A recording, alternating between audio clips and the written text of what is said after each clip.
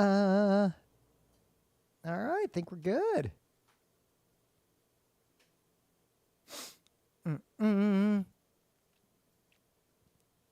All right, I got an opening bit, so let's get started. It's Wednesday, July 30th, 2025. I'm Rim. I'm Scott. And this is GeekNights. Tonight we're going to be talking about some perspectives on the popularity of anime over the years. So this past weekend, it was hot, but in Hell World, I got to do, if I'm going to do a big bike ride, there's a few things I got to check. First, I got to check the weather. In the morning, just make sure something didn't change. Because nowadays, the weather when I go to bed might say clear skies, nice day, and then the next morning it's like, oh, a thunderstorm. Right. Well, precipitation is the most important, right? Because you don't want to. It's like I'm okay riding it. There's some rains, but it's like you really don't want to just be riding in rain for a long ass time. That's terrible. I mean, when you're on a long ride, like when we biked across the state, you don't really have an option. So two of the days, it just rained on us for 6 hours straight. There's just can't stop. No, there was the second thing you got to watch out for is the AQI. Yep. The AQI is really bad. You don't want to ride far. Yep. That is something I never used to check, but now in the morning I check the AQI and I check it both where we're starting and where we're going to end up just to make sure. Because sometimes there's a wildfire somewhere, which that's part of my opening bit. I'd say that you should check the UV index, but no, you don't even need to check the UV index. Use sunscreen no matter what the UV index is. I put mineral on my face and I put chemical on my arms and legs. It works pretty well. The last thing you should check is just the temperature because, it's I want it to be hot, but other people are going to have an opinion. I do check to see if a wet bulb is going to be a factor or not.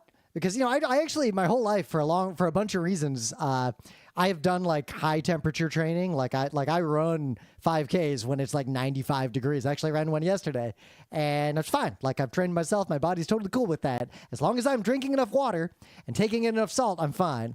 But the wet bulb knows no level of fitness. There is no amount of physically fit that makes you less vulnerable to the wet bulb thresholds for humans. Yeah. People don't know what that means. Basically, a wet bulb, you take a I don't know, it's a literal bulb. Take a thermometer and wrap it in a towel and make the towel wet.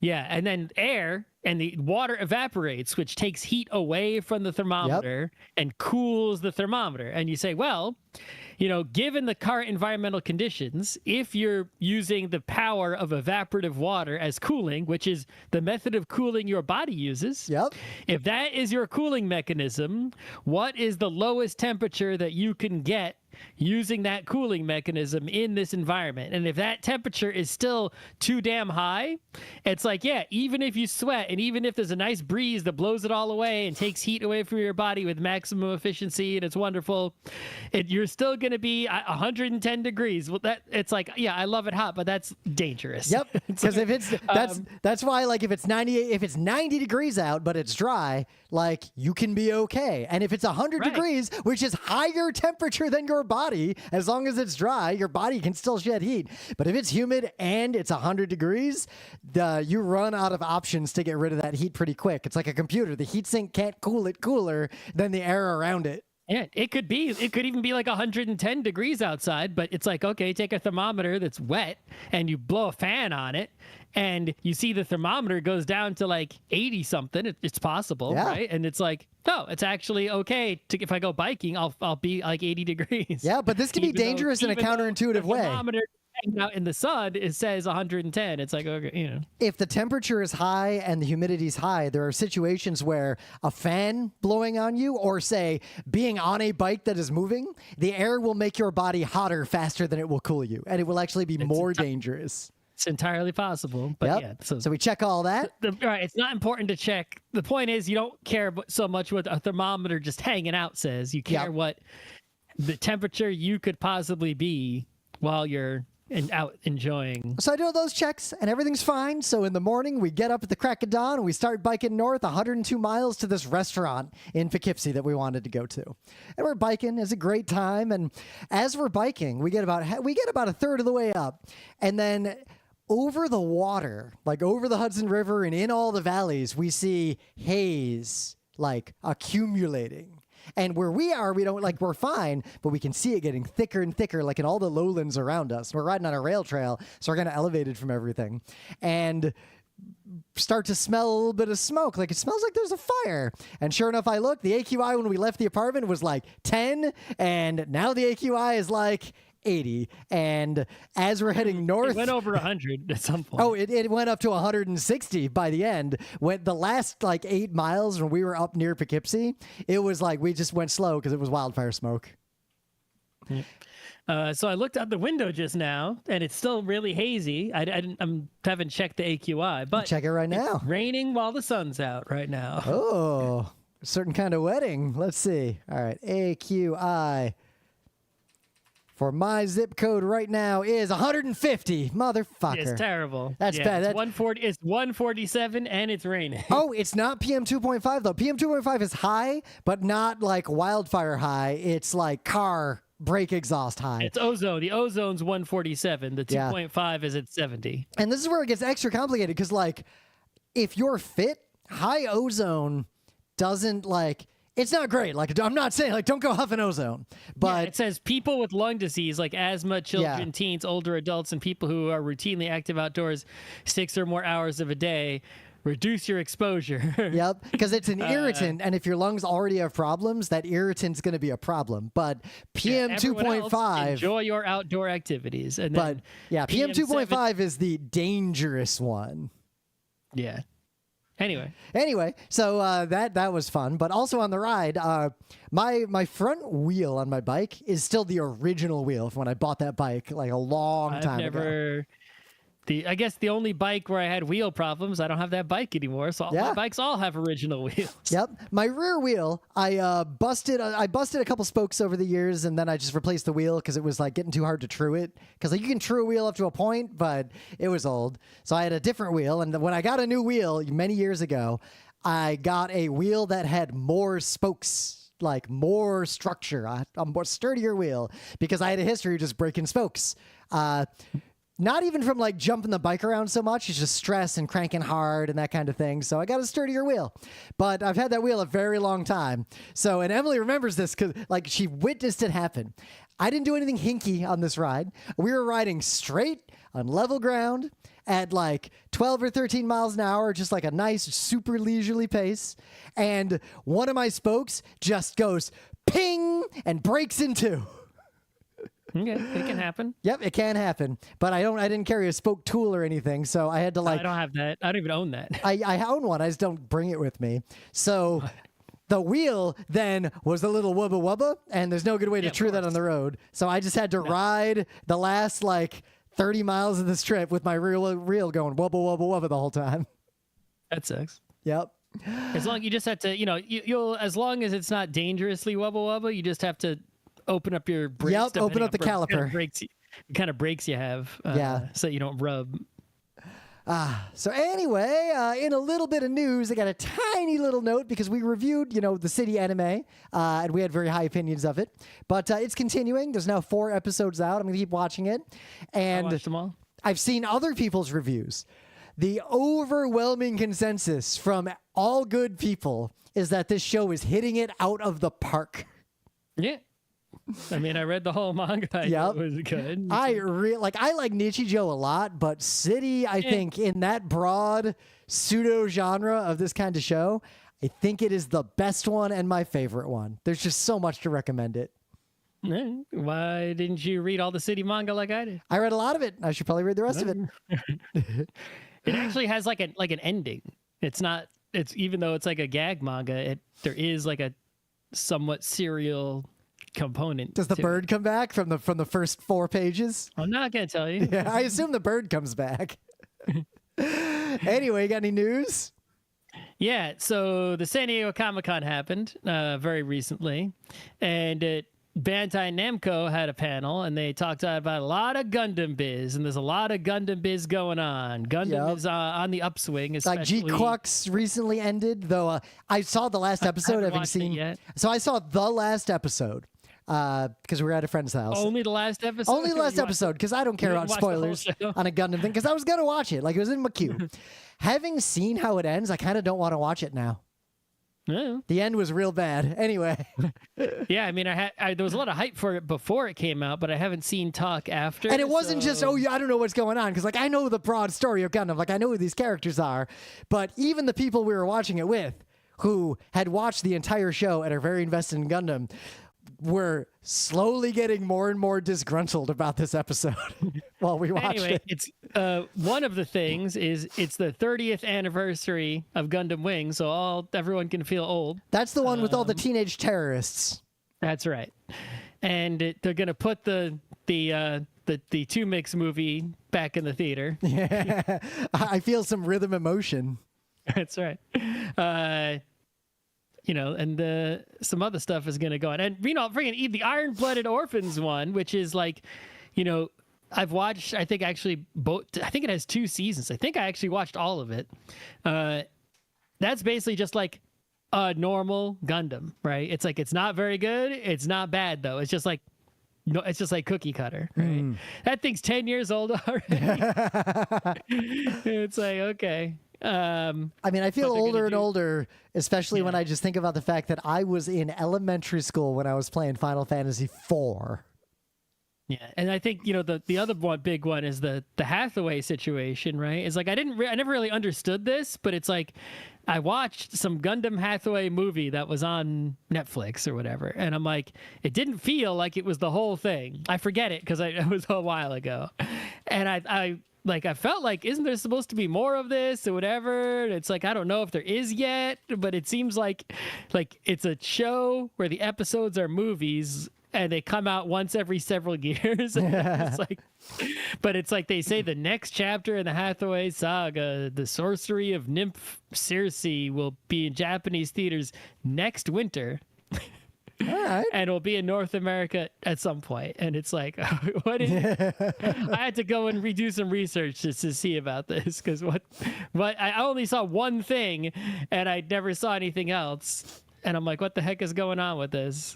Yeah, Gundam, you're definitely right that Gundam in general is on the rise. Like, Gundam has come up in random work conversations. I know 2 different people who are playing that Gundam card game. So the Gundam card game, I guess it's Wednesday, but I played the tutorial for the Gundam card game because a trustworthy person said they played it and it wasn't bad.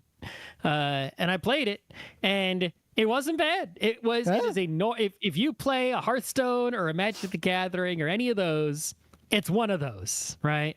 And that is not enough to get me to invest deeply in a game at this point in my life, but it's way better than like a Card Fight Vanguard or a Yu-Gi-Oh or any of those other.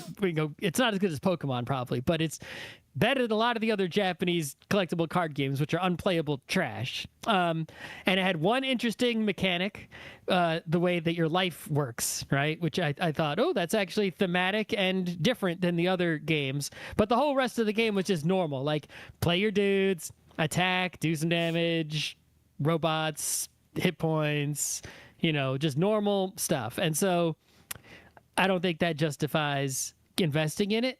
There is the Gundam miniatures game that's coming, I guess, next year, and it has not really a connection to the card game, but there was like a suggestion, like, hey, if you got like you need a generic token for the card game, just use one of your miniatures from the miniatures game, But anyway, the miniatures game, I don't know what the rules are. I have no confidence it'll be a good miniatures game at all. No.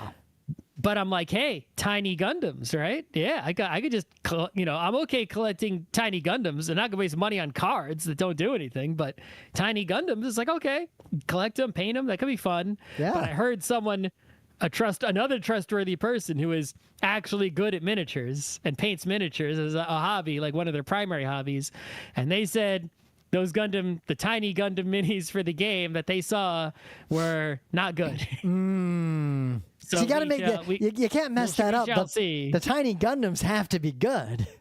Yeah, it's like it's Gundam's good, game bad is you can't have Gundam's bad, game good, or Gundam's bad, game bad.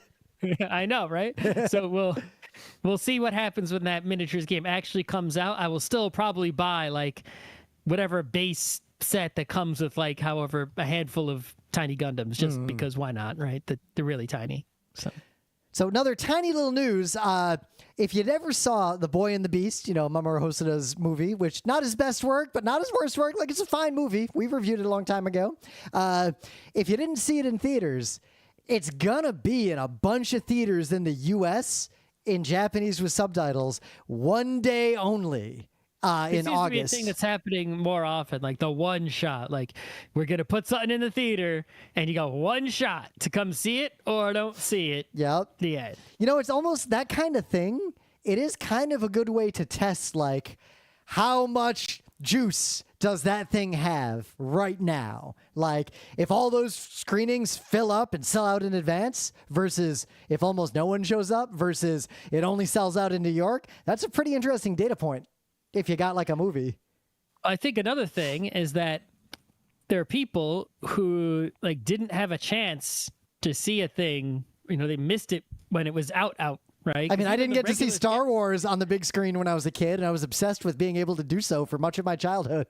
Right, but it's like they're, not only that, but they're like even if it's not something because you weren't born yet or too young, which is one case, but it could be the case that just the theatrical run was so short or you didn't know. And that's even more the case when it's like an anime that played for like a week, yeah. Right?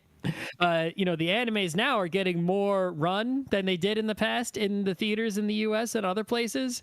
But back in the day, it would be like, new Ghibli movie, one night only. Yep. There you go, right? It's like one night only in the Palace Ballroom, the fabulous Blues Brothers. Yeah, and now it's like this Ghibli Fest every year. And guess what? There's new children to watch Totoro every year. So why wouldn't you? It makes sense to rerun something that's, has an audience that might actually be to them. It's like a new thing, even though it's not new. And one last little news, The Bad Guys 2, which looks cute. I'll probably watch it at some point because The Bad Guys 1 was also super cute. But, I saw trailers to The Bad Guys 2. I didn't even know The Bad Guys 1 existed. What? I reviewed it on GeekNights. I talked about it on GeekNights at length multiple times. Until I saw the trailer for Bad Guys 2, I did not know about Bad Guys 1. I think you would like 1 as well. The animation is pretty spectacular, and it's a really there's a lot going on in that thing. But this does not change the legal equation because you shouldn't need to do this, but it is very noteworthy that DreamWorks is doing this. In the credits of The Bad Guys 2, there is a statement now.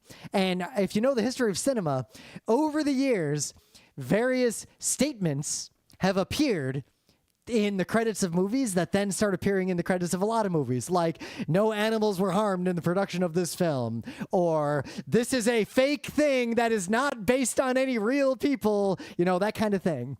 Even though it totally is, you can't sue us for it because we said this. Yep, it's about Mr. Hilter and his trip to Stalingrad. But anyway, this statement is in the credits of The Bad Guys 2. Oh God, where is the actual statement? All rights in this work are reserved for purposes of laws in all jurisdictions pertaining to data mining or AI training, including but not limited to Article 4.3 of the Directive EU 2019-790. This work may not be used to train AI. Yeah, but then, first of all, right, if I was an evil person... you're going to train on it anyway. Everyone's going to train on it anyway. First of all, I could just put my computers outside any jurisdiction of copyright and train whatever, right? But B... That is a pretty big jurisdiction what is hit there, but I digress. Right. But B, I'd just be like, look, it's not AI. It's not intelligent. So you just said I can't use it for AI. I'm not. I'm using it for my large language model. I would argue in legal terms, AI is definitely construed. I think that's a big problem if real AI ever shows up. No, because real AI, we don't even treat sentient humans like they're people. We're not going to treat a murder bot like it's people. That's for sure. Like, we don't treat ourselves well. What are we going to do when there's a different thing? That's actually something I've been saying a lot recently is, there's a lot of people who, because of Terminator 2 and other works of science fiction, who always panic about, like, what if there's real AI? What's going to happen? And I'm like, there's I. We already have I. Right. And I'm like, you're worried what will happen if a human creates an intelligent being? It's like, well, my mom made 3. Yeah. Nothing bad happened, really. Nothing majorly bad happened. So it's not, it's like, oh, what if someone makes an intelligent being that can use a computer? Well, I'm one of those. Yeah. It's like, I'm not. What if there was an alien intelligence? Yeah, there's octopuses. We can try to talk to them. They're there. Yeah. Right. Instead, we just eat them. I don't. Yeah. But so remember that, octopuses. Remember who went to the takoyaki stand and who did not. But the reason they're doing this is obvious, that this is setting up for the moment where some other work that is within one of these jurisdictions uses an AI model that they're able to show incorporated training data that has this source material in it in some fashion. This is, and then they'll sue them because they're big enough. Yeah, this is a lawsuit landmine, and I expect we're going to see a disclaimer like that in a lot of movie credits before long. But anyway, things of the day. So we're talking about today the popularity of anime over the years, and recently I posted a link to a list of every panel we've ever done, going all the way back to Otakon 2002. And in the course of making that list, I was looking for videos we did not make of talks we've done at conventions over the years, and I found a lot. Like, I found someone holding a cell phone up recorded a panel we did at like a fucking Anime Boston in ancient times. And I put links to all of them there. But in my Googling, I found this video, and this video is kind of amazing because for reasons, there is not a lot of archival evidence of what Otakon was like in the year 2002. There might be, but just maybe not. You can't find it easily with a quick search, right? Not a lot. There were not a lot of digital video cameras. And people weren't carrying them around conventions, and they'd batteries and data storage. Yep. Not up there. And of course, there is no video of the Anime Club Summit at Otakon 2002, the second panel we ever did. Of course not. But I found this video, and I scrubbed through it, and as best I can tell, I did not see either of us in the background, because Otakon 2002 was the first Otakon I ever went to, first Otakon Scott ever went to, second AnimeCon either of us ever went to, and a bunch of our friends were there. This video is 56 minutes of some nerds walking around recording just random stuff at this Otakon, like bad camera angles, like just random nonsense. It is a very real look at what Otakon 2002 felt like. I could smell this video scrubbing through it. I could feel this video. I remember I was in one of the panels that they have a little bit of footage of. It was that one at MST3K where the guy had the Tom Servo robot in the front. Okay. So I'm in that room, and this video does not include video of me. But Otakon 2002 was, in some ways, just scrubbing through this, identical to AnimeCons today. Entirely until just now. Oh, if you go look at that list, there's a lot of panels I do not remember doing. Like, literally do not remember any moments. The MST3K one. Yeah, because I attended that MST3K panel. Yeah, me too. I just don't remember I did until right now. Memories get locked away if you don't think about them. But at the same time, some aspects of this Otakon 2002 are very different from how cons are today. It is sparse. Like, it is not like full. It's not even using the whole convention center. But anyway, I don't want to go too deep, but you can scrub through this video. You don't need to watch the whole thing, because there's like a guy saying nerd stuff occasionally. It's clearly the guy carrying the camera around, and it's a nerd guy, and just take away what you will from that. But anyway, what do you got? All right. I talk often about how what people miss from the old internet is not actually the aesthetic of the old web, right? Yep. That was, that's a thing, but it's not the real thing. But why not enjoy the aesthetic of the old web while we're at it anyway? So back in the day when you were making web pages, it wasn't that much you could customize with just HTMLs that we had, and it was a very early primitive HTML, like HTML3 or whatever. And one of the things you could do is choose a background for your website. And so you could use a solid color, I guess, but that's boring and makes it too easy to read. Yeah. You're going to choose an image, right? Now, if you choose an image, the problem is that, well, computers are slow. You're dialing up. It's slow. You don't got a lot of storage space on your GeoCities. So 2 megabytes if you were lucky. Yeah, you got a small image. If you use like a big image, just like your face as the background of the website in a giant JPEG, it's not going to work, right? No one will finish downloading your face. So you have to use a small image. And how do you make a small image fill up the whole web page? Tiling, right? Where your web browser will still do this today. If you set a background image, it'll tile that shit. Yep. And so you need an image that repeats onto itself in a, not a Hasselhoff kind of way, but a checkerboard kind of way. Yeah, a lot of people just didn't. You just see the grid. Yeah. And so there are many images that people made, which were small little GIFs or pings, or mostly GIFs, though, that tiled and made a textured There wallpaper. weren't pings back then. Yeah, they were kind of. And the textured wallpaper would mostly be a solid color, and then you could put your web page on top of it, and some of them were readable, some of them were not. But here on this web page, which is very much it's a Geocities page that might as well be out of a time machine, even though it was made last year, that collects many, many, many of those tiled background images that you can use for your own purposes. Oh my God! Some of these green ones look a lot like the ones I used on the. They were. These are colors from the old days. These are probably the exact ones. Wow, there's a good chance the exact background to the guild website I made for the Harpers and Sierra Online's The Realm is one of these. There's a black fire one that really is. Yeah. See, my pro move is I had like 8 GeoCities accounts, and a lot of them were just to hold all the images for my other GeoCities accounts. Hey, it works. Yeah. In the meta moment, we will be live at PAX West with an all-new talk. I have uploaded a bunch of panels we've done recently, including 2 from ZenkaiCon and 1 from PAX East. I have yet another from PAX East I'll upload soon. Go to our YouTube channel, you'll see them all. The book club book is The Silent Patient. The next 2 upcoming Thursdays of Geek Nights will be us talking about The Silent Patient and us reviewing Kurosawa's High and Low. Got any other meta nonsense? I think that's it. All right, let's dive right in then. So anime is honestly like... in the year 2025, I would say anime is just like fully mainstream. It is not weird to watch anime. Mostly worldwide. Yep.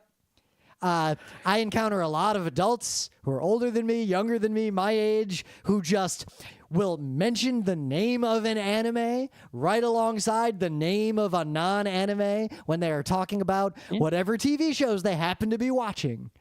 Yeah, there's a lot of people where it's like they're not necessarily anime fans. They're not in anime communities or anime cons or cosplaying, but it's like they watch video shows and anime are among the shows that they watch. Yep.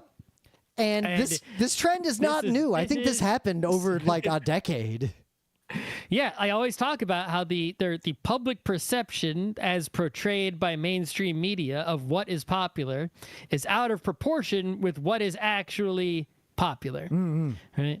And anime is something that I think is more popular than if its popularity was proportional to its mainstream media coverage, you would be seeing reviews of anime next to the reviews of TV shows and movies in regular old newspapers and magazines and Variety or whatever or like places do newspapers that sort of and thing. magazines and things would be talking when they talk about comics pretty much entirely about manga, and you wouldn't you hear anything wouldn't- about this Marvel stuff. You wouldn't need Anime News Network because it would just be like in the freaking regular news, Yep. right? Because that's the and we can see some places that reveal numbers, right? What did Netflix recently announced? What was it, like half of people watch it, something like that? I think it was the majority of Netflix accounts watch anime on a semi-regular basis.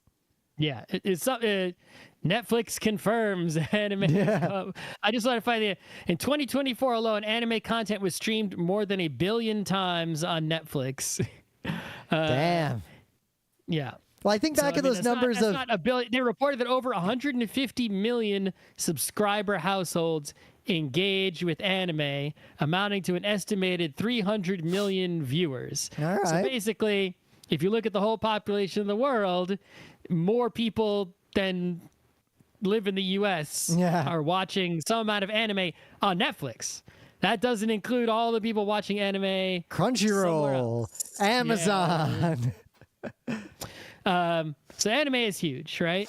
And back in the day, anime was not so huge. Yeah, I mean, I like when I got it because I got into anime. I think actually Emily and I got into anime earlier than I think most other people we know for arbitrary random reasons. I was in third or fourth grade, and I saw Vampire Hunter D because my mom was like, "You kids need to watch this. It's like that Castlevania stuff you like." And we saw anime at a very young age, and I got really into anime. And I rejected American cartoons, and I became like a mega weeb instantly. But that was like invisible to everyone around. I had zero peers. Nobody I knew outside of my family had ever heard of anime, had ever seen anime. If I said I wanted to dress up as Vampire Hunter D at like the school Halloween contest, even my mom was like, nobody's going to know what that is. And yeah, nobody knew what the Right. fuck that was.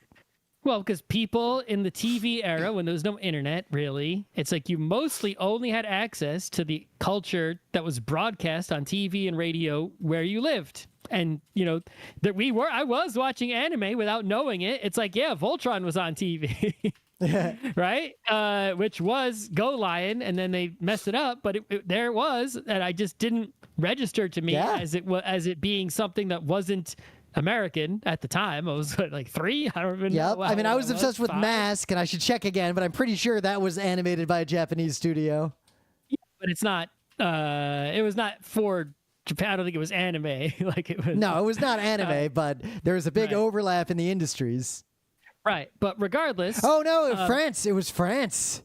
Okay. I was wrong. But the point is that there were, especially with animation, right, a lot of productions, even in 70s, 80s, right? It's like people saw Speed Racer in the U.S.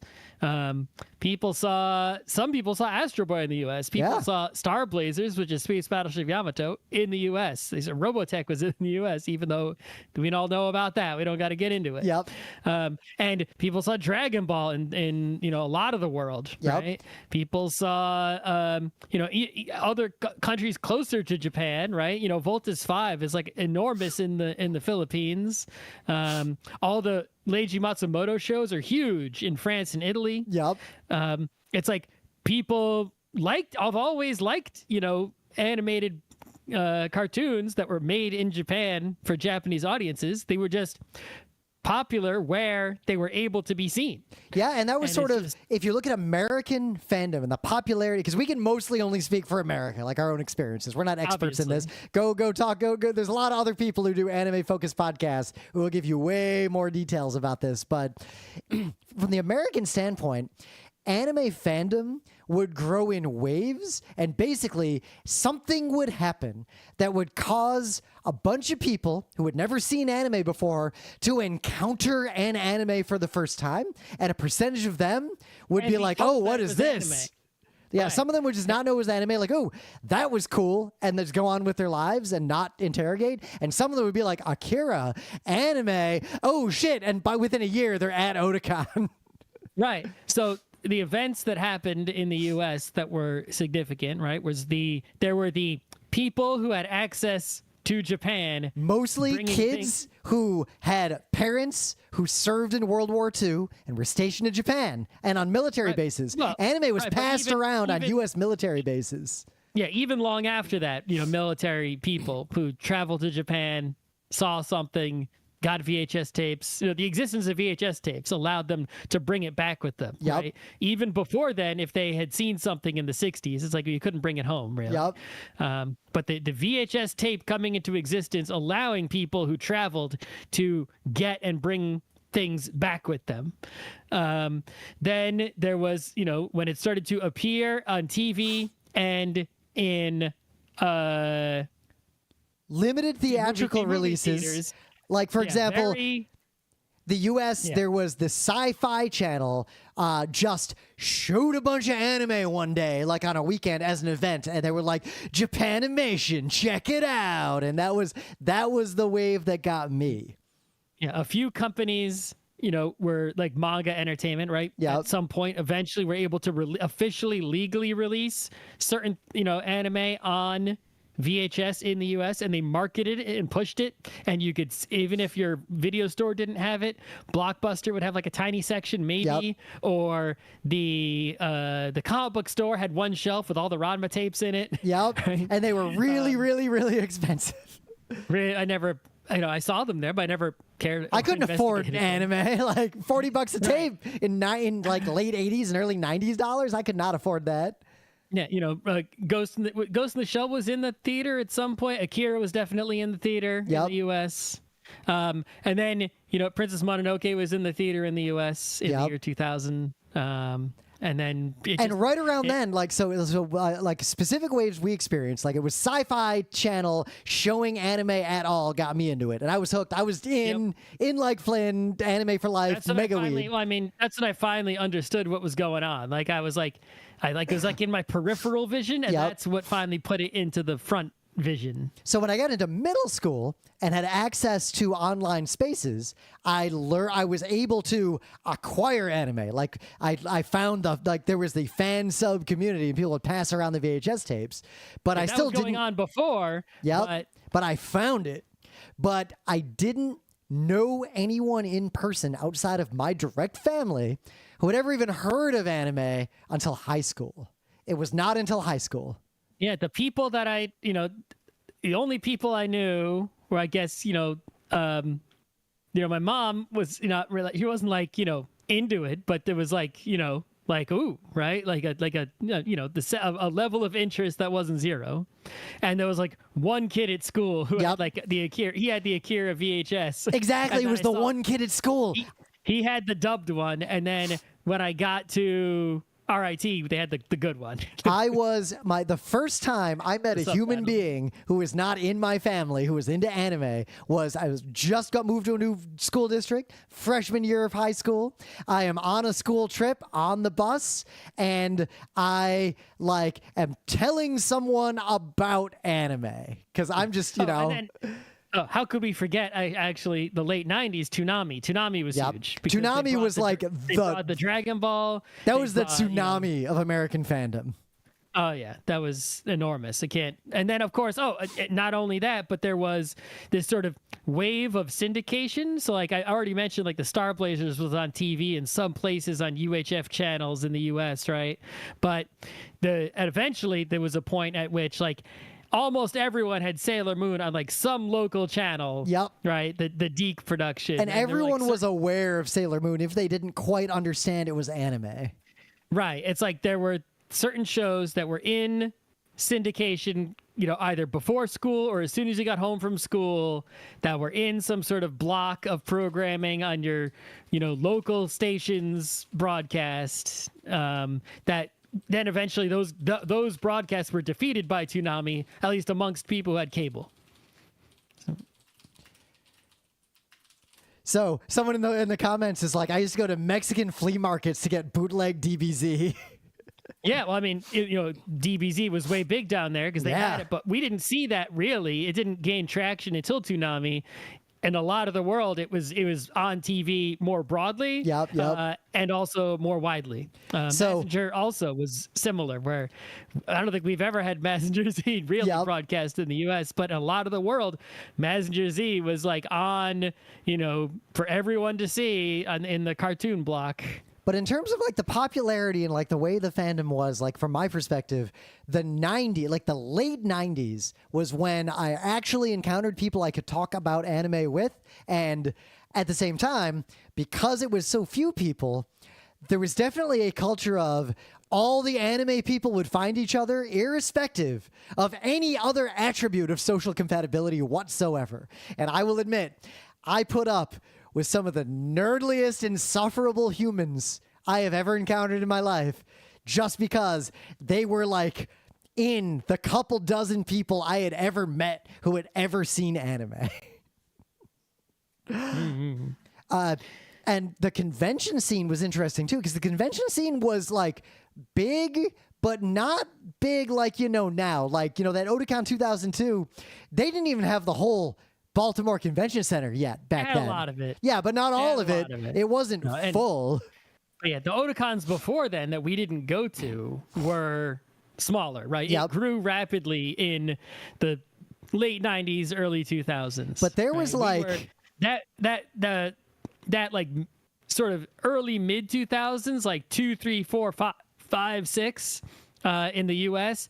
That's when finally things were exploding, especially with the digital fan subs.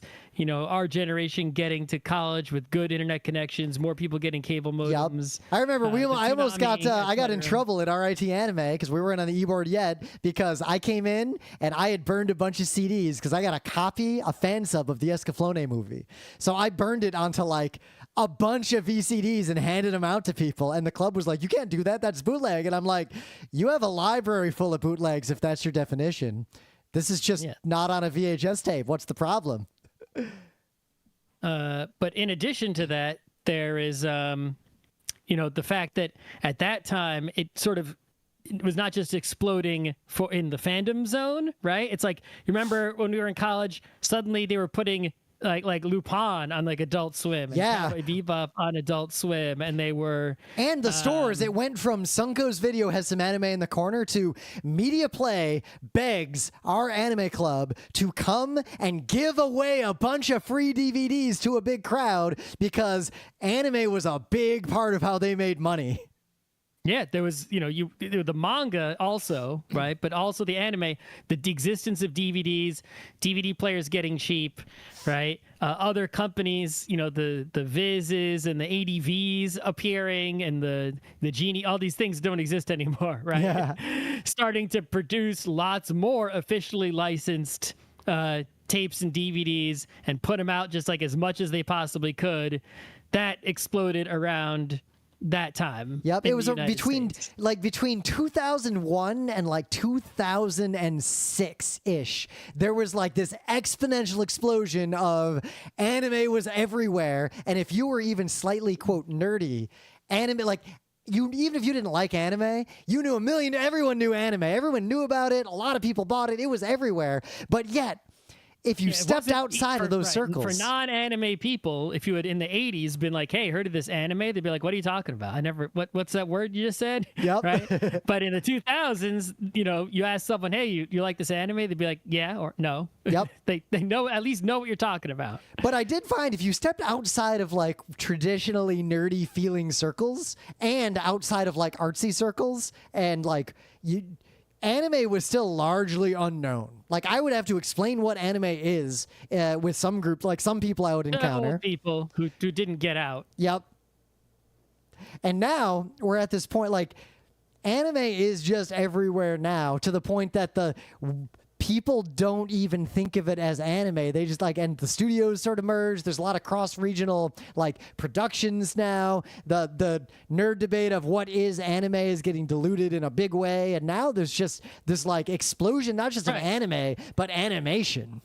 Right. Well, I think animation was always made by all the countries with the capacity to do so, right? And the popularity thereof, like on a regional basis, most people watch the animation from their region, but again, like I said, there was a lot of, it's like, remember Evangelion when it came onto TV in Japan replaced Ninja Turtles in the time slot. It was the same Ninja Turtles we were watching, only it was a Japanese dub of it. Right? It's like, the American animations were, Warner Brothers. It's like, people around the world saw Bugs Bunny. Right? I remember, I think I made it a GeekNights thing of the day. I found there was a thread in a forum of a bunch of, in Japan, of a bunch of people arguing sub or dub better for The Simpsons.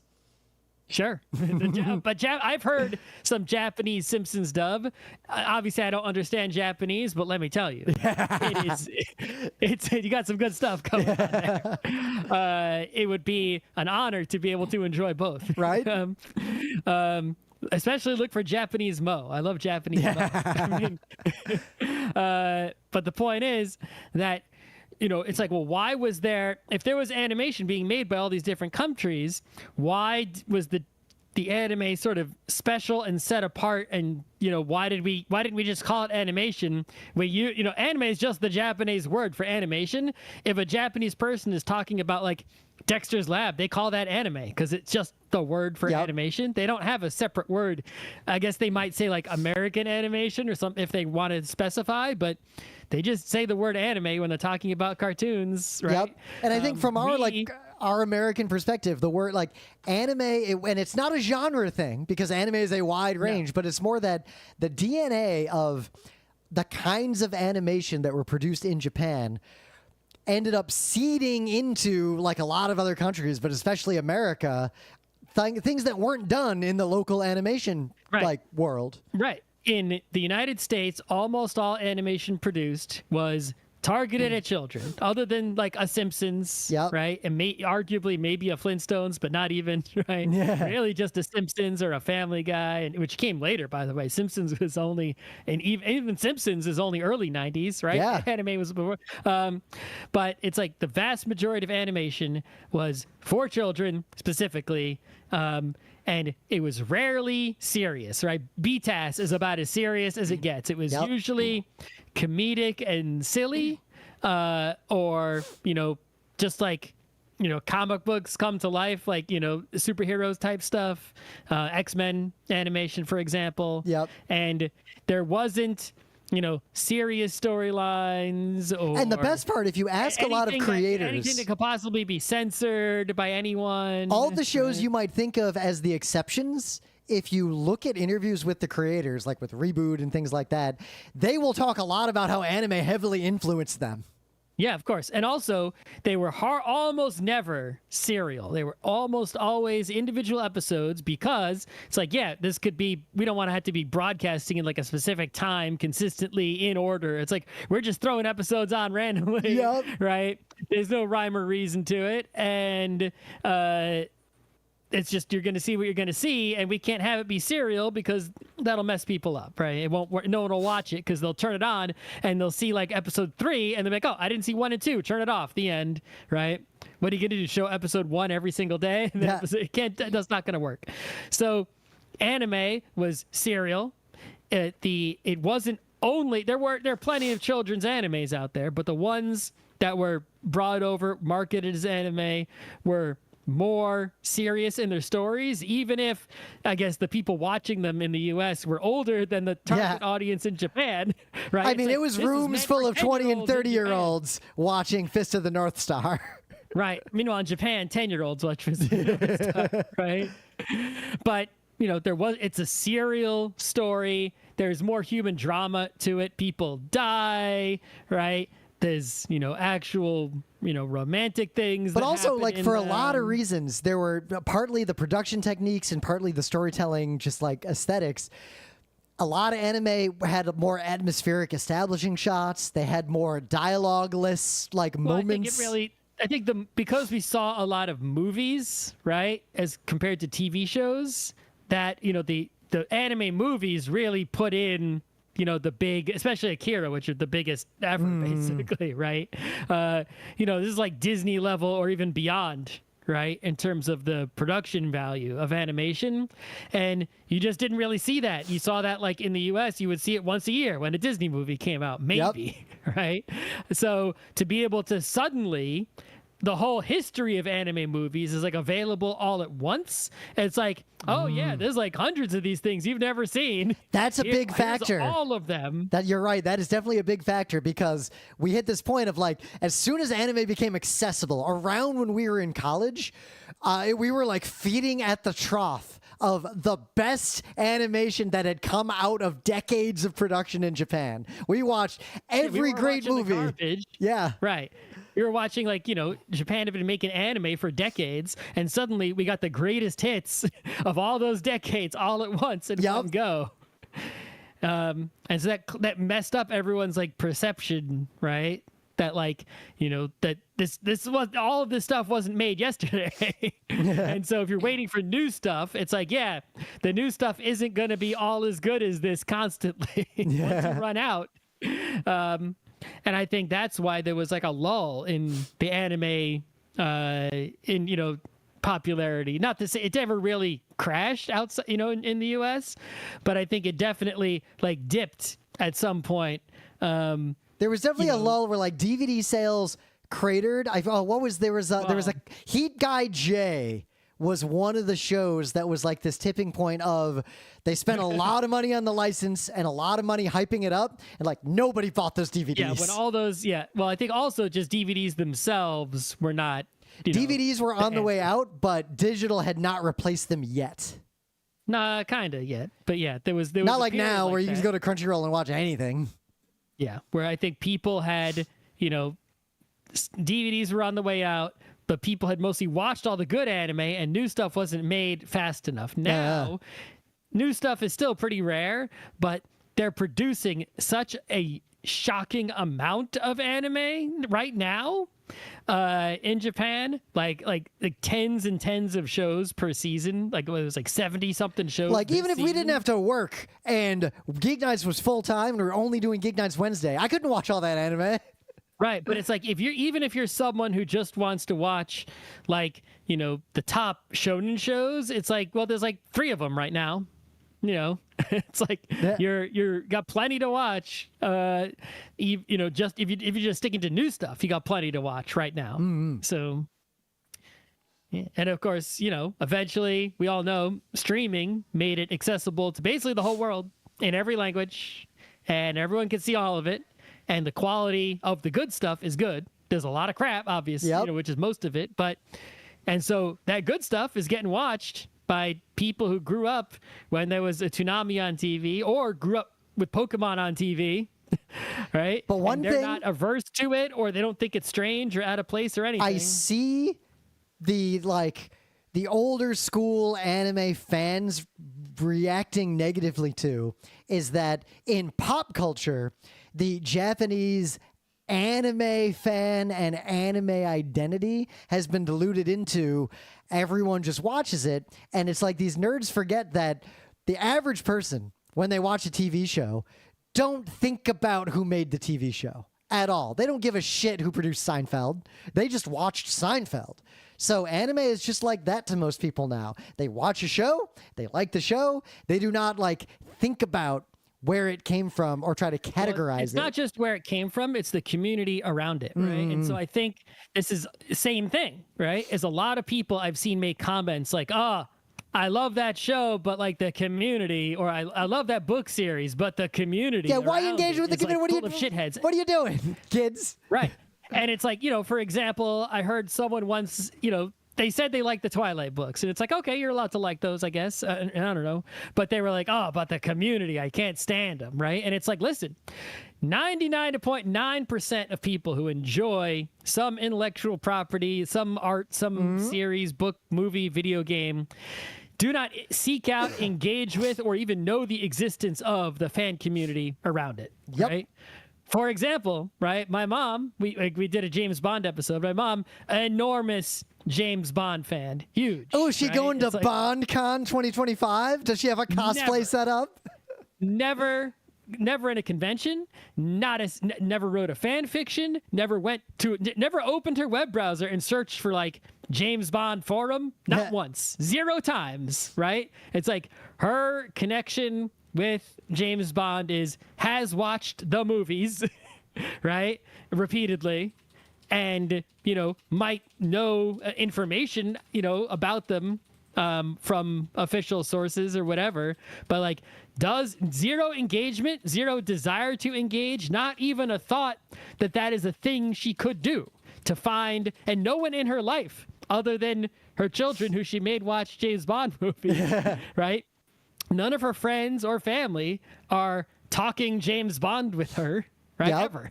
I mean, imagine someone saying, "Oh, I love Seinfeld, but I just don't like the people in the Seinfeld fandom community." Right. There is absolutely no. It's only between the person and the thing itself, and that's where it begins and ends. And that's how it is for almost all people. Period. The only people who go seek and engage a community are us nerds. That's it. And that is actually, I think, something very important, because I think the massive rise of anime conventions was kind of a fluke, in that anime conventions had a very strong identity because anime was very hard to get. And a big part of why people went to early anime conventions was it was the only way to find and see most anime, and the only way to even talk to people about it. So you get a bunch of nerds who are going to conventions and experiencing conventions for the first time.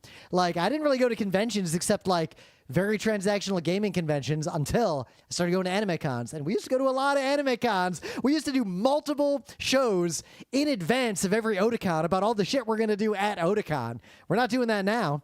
But I think what happened was anime fandom rose at the time that conventions that hit the sort of critical mass, and nerds wanted to meet the people they knew online in person. And that's why anime cons grew so big. But most people liked anime, but as we talked about at length over the years, they were at those conventions because that was the internet made real to them. The anime was just the excuse to be there. And anime cons rode that wave. And I still think now anime cons are more about the the nerds meeting each other, and the anime is just the excuse. So I think, the state that we have reached now, I think that, it's like, how popular is it? Very, right? Very popular, much more than people realize. And regardless of the fandom's health or the fandom's culture, and regardless of how the people who make it are being treated very poorly, Yep. and the quantities they're being forced to produce too much, is capitalismo.